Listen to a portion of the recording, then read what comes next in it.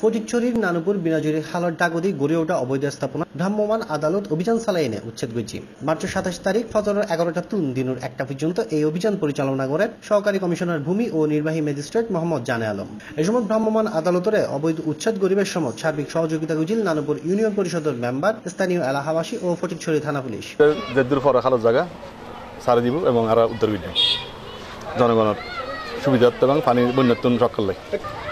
সর্বশেষ দৃষ্টিগোচর যে খালের প্রতি তখন ফাঁকা স্থাপনা করে খাল বন্ধ করি, এরপরে তদন্ত করে দেখা যাচ্ছে বিভিন্ন ধরনের বুঝি কিনারা ভাঙি ফেলি পুরো বড় এলার এটা আরো ওইদার গই, যার কারণে প্রায় অধিকাংশ এলাকা আরে কি বন্যা পানি মিদ্দের কি গত বছর আনে পূর্ব মেজবান্ডা প্রতি বছর পূর্ব মেজবান্ডা ফোন মন্না নিয়ে সড়ক বেগুন কি মানে ডুবি যায় পানি।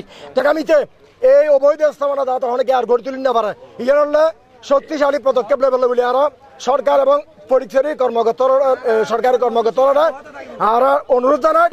মানে যে পরিমাণ অবৈধ স্থাপনা গড়ে উঠি কালের পর্যায়ক্রমে মানে যা এখন আর কিরামত লই আমতলিতে লই নানপুরিতে লই পুরো নানপুর বাজার দেখুন কিভাবে প্লাবিত হয়। আজ 50 বছর পর্যন্ত দেখি যে নালাই বা বোধ পরিষ্কার আর এটা পানি এনে খাইতে পারতাম যে এই অবস্থা আছে। আজ দূষণীয় ভাবে যে খোলা পায়খানা দি পানিরে যে দূষিত করি বলে কিন্তু জনসাধারণত বেশি পরিণত হই খালরে দখল করতে প্রায় খাল 3 ভাগত 2 ভাগ ভরাটে গিয়ে গো। নির্বাহী ম্যাজিস্ট্রেট মোহাম্মদ জানা আলম অভিযানের ব্যাপারে হইলে বিনাজুরি হাল যারা দখল গজিয়ে তারা প্রাথমিকভাবে আরা নোটিশ প্রদান করছে এবং হাল পুরোপুরি উচ্ছেদ নন পর্যন্ত এই অভিযান চলমান থাকবে।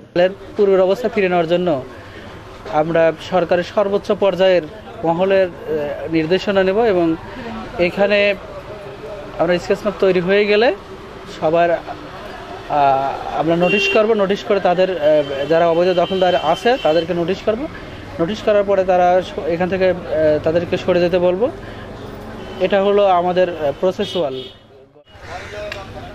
Desk news, সি+টিভি।